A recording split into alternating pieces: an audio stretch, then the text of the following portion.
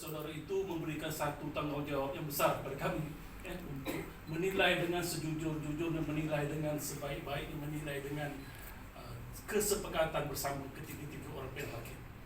Jadi untuk permulaannya kami merasakan bahawa apa yang telah kami pilih saudara-saudara yang untuk mewakili Negeri Sembilan tahun ini adalah sesuatu yang insyaAllah sesuatu yang diberi ilham kepada kami dengan sebaik-baiknya, dan diharap saudara-saudara semua yang menerima keputusan ini dengan hati terbuka. Bukan tidak baik, bukan tidak baik, semuanya bagi saya, bagi kami ke-15 peserta ini bersaing sangat rapat. Markahnya kalau kita tengok ini Usti adalah markahnya tadi. Untuk peserta kami tak tengok sangat dekat-dekat sebenarnya, bersaing sangat hebat. Jadi walau bagaimanapun, dalam kita mencari kesempurnaan, memang kita mencari kesempurnaan dalam apa pertandingan pun, kita mencari kesempurnaan. Tetapi kadang kesempurnaan itu dicacatkan oleh sedikit, mungkin bukan kesilapan kita sebenarnya, mungkin kealpaan kita, mungkin ketidak fokus gitu ya terhadap sesuatu puisi itu. Jadi sebenarnya apabila kita masuk sampai kepada depan ni, kita ambil sebagai pentas ini, mic ni, bagaimana persediaan kita? Mungkin di rumah kita persediaan kita sangat-sangat memuaskan kan? Sampai kita masuk bilik air, masuk rumah makan, begitu sangat-sangat, inilah satu yang sangat hebat. Jadi apabila kita sampai kepada halayak, kita tengok halayak pun 5 orang, kita pun dah mula gegah kita betul kan? Itu salah satu persediaan kita untuk masuk ke dalam halayak. Dan keduanya masuk ke dalam puisi, itu sangat penting. Setelah kita masuk ke dalam halayak, kita masuk ke dalam puisi. Puisi itu berbicara tentang apa? Bagaimana kita menakluk puisi itu. Bukan puisi itu menakluk kita, kita mesti menakluk puisi itu. Maksudnya kita mesti faham betul-betul puisi itu. Apakah puisi itu, bila kita cakap merdeka aja mesti sesuatu yang sangat besar, sesuatu yang mesti dilaung-laungkan, sesuatu yang sangat kita mesti cakap dengan suara yang kalau ada petir pun kalah. Maksudnya kita melihat pada konteksnya. Kadang-kadang puisi merdeka itu sesuatu yang sangat lembut. Kalau kita tengok dalam puisi Yusuf Awang dan sebagainya, penyair-penyair yang lama-lama dulu kan, sangat-sangat lembut ya, dengan perkataan-perkataan yang melatih bunga. Takkan kita cakap bunga kita melaung kan? Ada itu maksudnya penghayatan kita masuk ke dalam puisi. Jadi kami berbincang tadi 3 panel kan, berbincang tentang ada beberapa kan, yang ini bukan satu kecacatan, ini sesuatu yang barangkali saya katakan tadi alpa.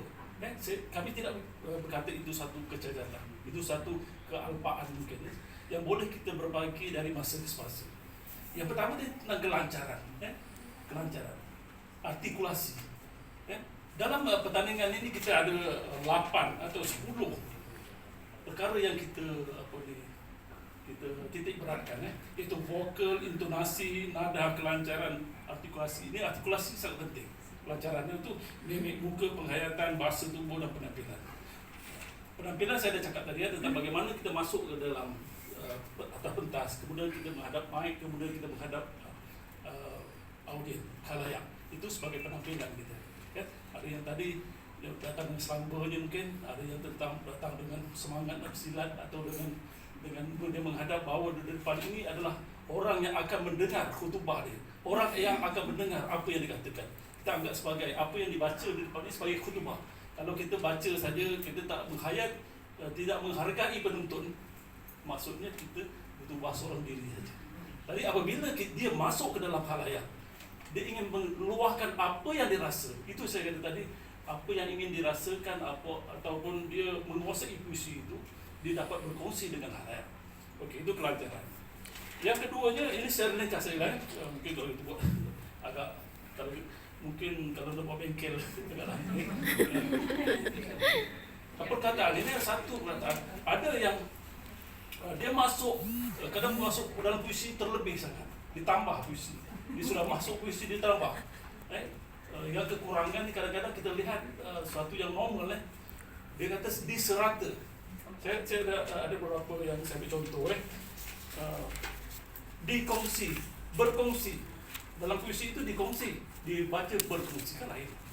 sudah beri satu gambaran, walaupun di ber itu sesuatu yang remeh, tapi apabila disebut ber itu dengan di itu satu benda yang lain, dan dia membawa diri kita ke arah apa yang kita sebut.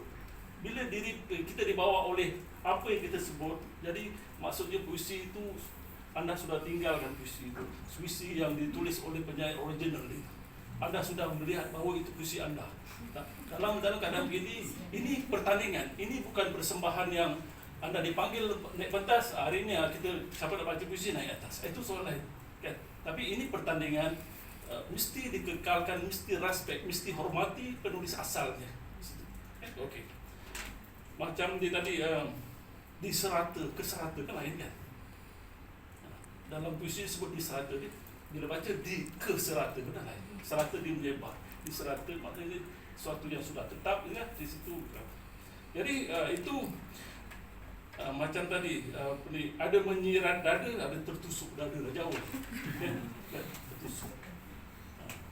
Jadi itu maksudnya walaupun satu benda yang kecil, tetapi apabila kita sudah menyebut sesuatu yang agak salah dan sudah menyimpang, dia secara otomatik akan membawa kita ke arah apa yang kita sebutkan, bukan ke arah apa yang ada dalam teks. Okay? Okay. Jadi vokal tadi ketiga vokal.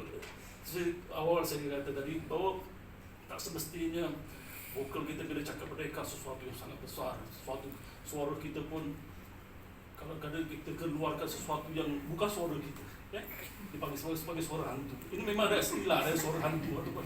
Sebab itu kalau macam menyanyi pun dia panggil suara kepala, ya, dia menyanyi. Kalau kata suara kepala, kalau kita ini istilah mungkin istilah musik yang dia kata macam istilah suara kepala ni macam penyanyi siapa ini coba bilang itu dia kata suara kepala.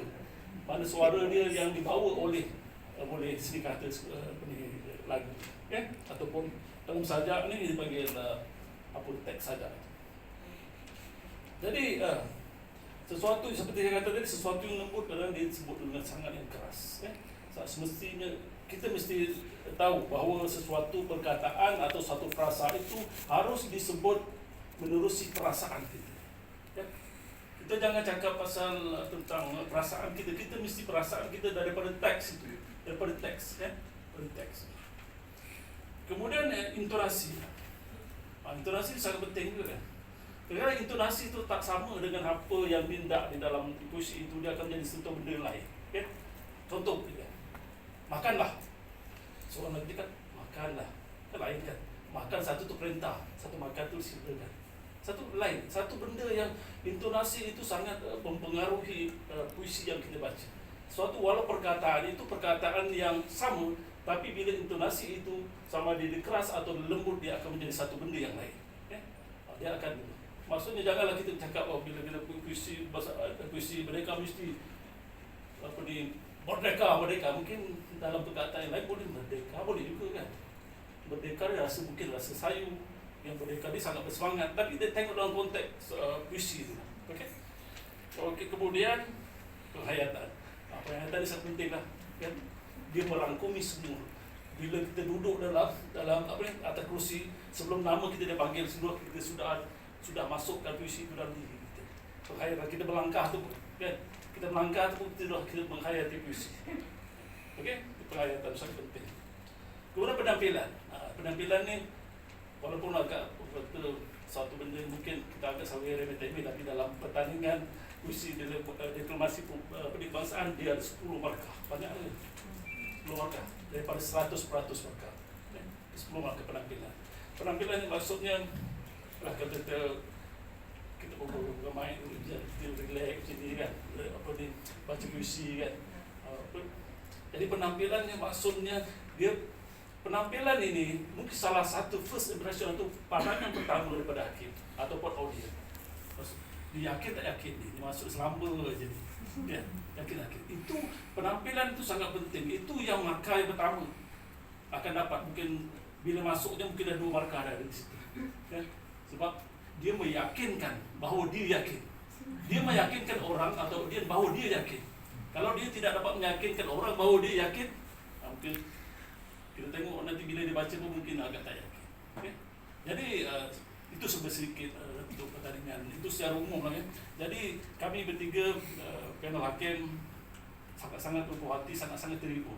Terhibur itu bukan berarti kami jangan cakap terhibur menyanyi saja kan. Terhiburnya maksudnya bila cakap tentang puisi kebangsaan ini kami terhibur dengan bukan dengan lawangan yang tidak ada apa makna, tapi jadi anda semua memahami bahawa puisi itu sesuatu yang anda ingin kongsikan kepada orang yang baca kan. Maksudnya kami terasa itu dapat merasakan apa yang anda rasakan, dan itu seperti saya kata tadi, ke-15 itu semua yang terbaik. Tapi untuk mendapat yang terbaik daripada 15 itu 14 harus dikorbankan. Terima kasih.